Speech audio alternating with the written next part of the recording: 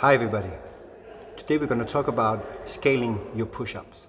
The reason why I'm doing this is because usually I see people using the same option all the time and they're not moving to the next level and they're not building strength and they always get stuck in the same scaling option. So I'm going to show you different ways to scale your workout, and we're going to talk about the 3 ways you can scale your workout. So let's go into that.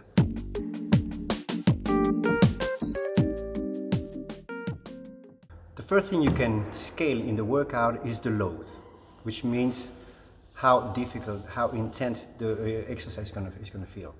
For example, in the push-up, if you want to remove some load, you can use a band. You can use a band between your arms, between your elbows, and it will help you on the way up, which means it will remove some of the load from your body weight. Another very good option that I really like is the one in the rings. I'm using a band in the rings, and it just makes me lighter. Then I remove some load to make the exercise much easier. One other good option to remove the load is to simply do it on your knees. If you do them on your knees, you will remove a lot of weight as well. Another way to look at it is to do it on your toes on the way down and on your knees on the way up. And that way you can get some more strength on the way down. Another way to remove the load is simply by using another angle. For example, you can do your push-ups on a bench, then you will remove some load. Your body will feel much lighter. That's another option with load scaling.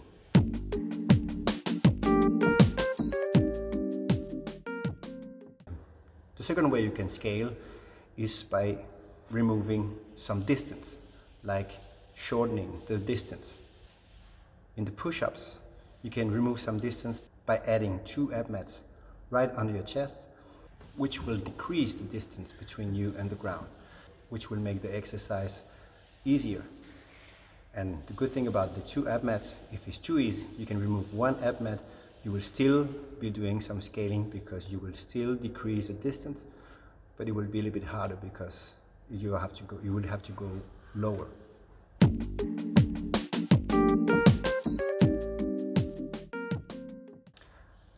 And the last scaling option is simply the repetitions. For example, if you have 50 push-ups you have to do in a workout and it's supposed to take maybe 2 minutes, and maybe it will take you 10 minutes to do it.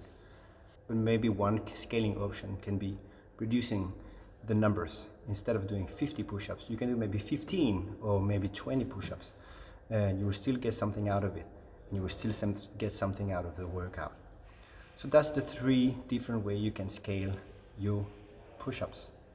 Now we need to talk about in which situation you can use this or this scaling option, or how to choose your scaling option when you have so many.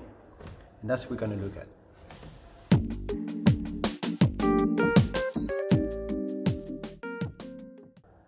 Let's say we have 2 workouts. One is Cindy and one is Angie. Cindy is very fast. You're going to do 5 pull-ups, 10 push-ups, 15 air squats, and you're going to maybe do, 10, 15, 20 rounds. So you have to go fast. In that situation, you might not want to use maybe the band and the rings, because it takes a long time to set up. You want to move fast. So maybe you do it on your knees, maybe you do it with the mat, maybe you do it with the band right here. You have to go fast. And it's only 10 repetitions, so it has to go pretty fast. But if you look at the other workout, if you look at Angie, for example, Angie, you have 100 push-ups.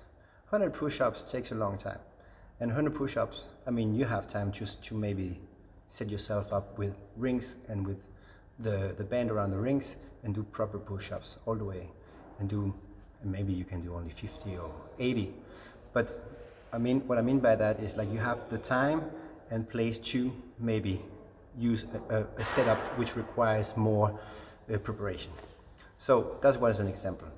But the only thing I want to say is if you've been in one scaling option for a long time, then maybe you want to try some others that are maybe harder, because you want to get eventually to do push-ups on your toes.